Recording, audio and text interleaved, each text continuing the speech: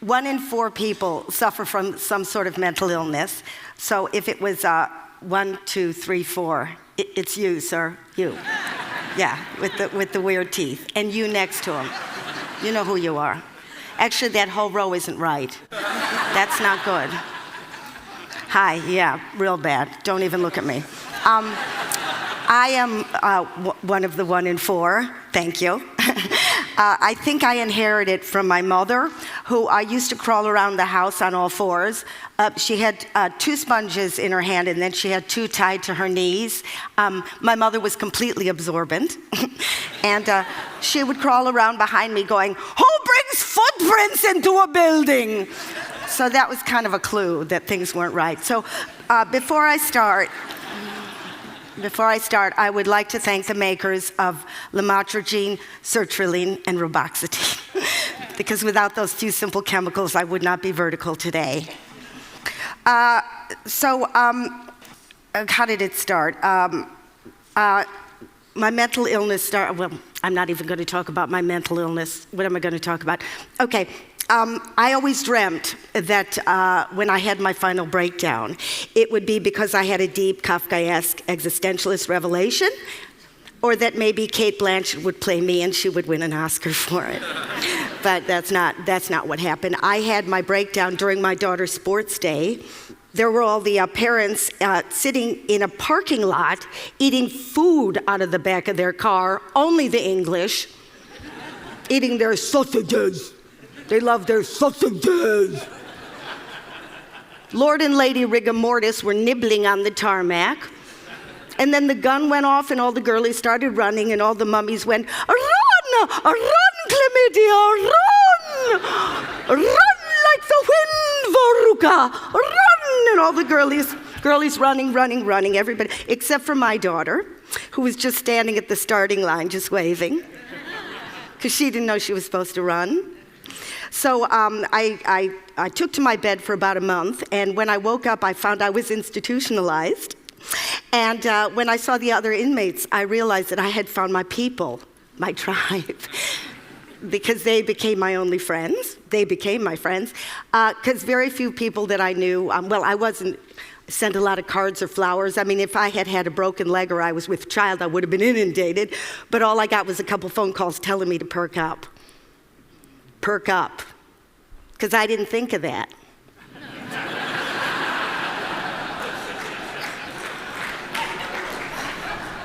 Because, the one thing that you get with this disease, this one comes with the package, is you get a real sense of shame.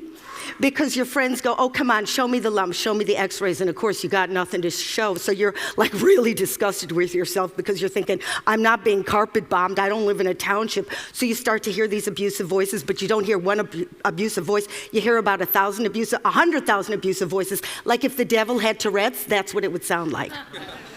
But we all know in here, there is no devil, there are no voices in your head.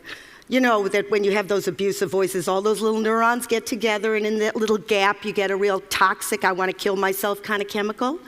And if you have that over and over again on a loop tape, you might have yourself depression.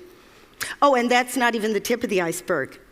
If you get a little baby and you abuse it verbally, its little brain sends out chemicals that are so destructive that the little part of its brain that can tell good from bad just doesn't grow. So you might have yourself a homegrown psychotic.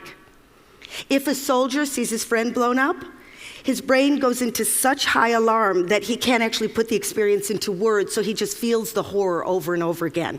So here's my question. My question is, how come when people have mental damage, it's always an act of imagination? How come every other organ in your body can get sick and you get sympathy except the brain? I'd like to talk a little bit more about the brain because I know you like that here at TED. So if you just give me a minute here, okay. Okay, let me just say there's some good news. There is some good news. First of all, let me say we've come a long, long way. We started off as a teeny little one-celled amoeba, tiny, just sticking onto a rock, and now, voila, the brain. Here we go. This little baby has a lot of horsepower. It comes completely conscious. It's got state-of-the-art lobes. We got the occipital lobe, so we can actually see the world. We got the temporal lobe, so we can actually hear the world. Here we got a little bit of long-term memory. So you know that night you want to forget when you got really drunk? Bye-bye, gone. So actually it's filled with 100 billion neurons just zizzing away, electrically transmitting information, zizzing, zizzing. I'm going to give you a little side view here. I don't know if you can get that here. So zizzing away, and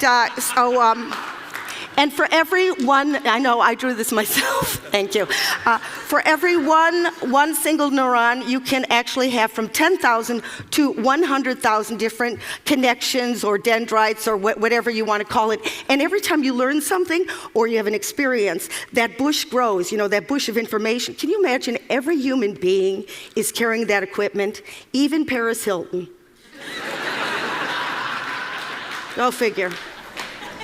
But I got a little bad news for you, folks. I got some bad news. This isn't for the 1 in 4. This is for the 4 in 4. We are not equipped for the 21st century. Evolution did not prepare us for this. We just don't have the bandwidth. And for people who say, oh, they're having a nice day, they're perfectly fine, they're more insane than the rest of us.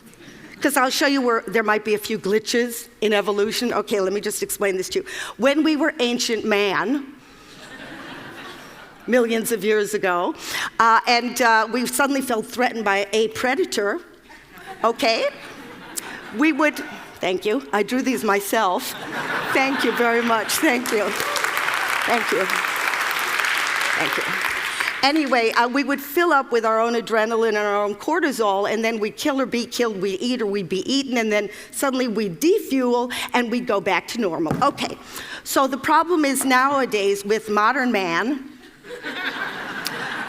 when we feel in danger, we still fill up with our own chemical, but because we can't kill traffic wardens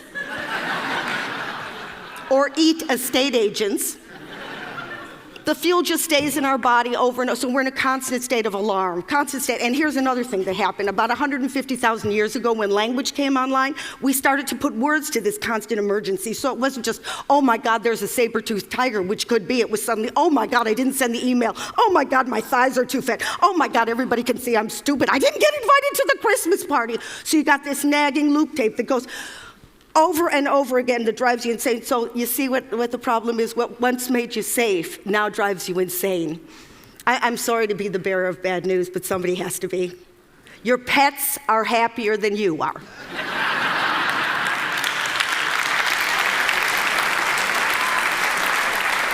So kitty cat, wow, happy, happy, happy. Human being, screwed. Completely, so screwed. But my point is, if we don't talk about this stuff and we don't learn how to deal with our lives, it's not going to be 1 in 4. It's going to be 4 in 4 who are really, really going to get ill in the upstairs department. And while we're at it, can we please stop the stigma? Thank you.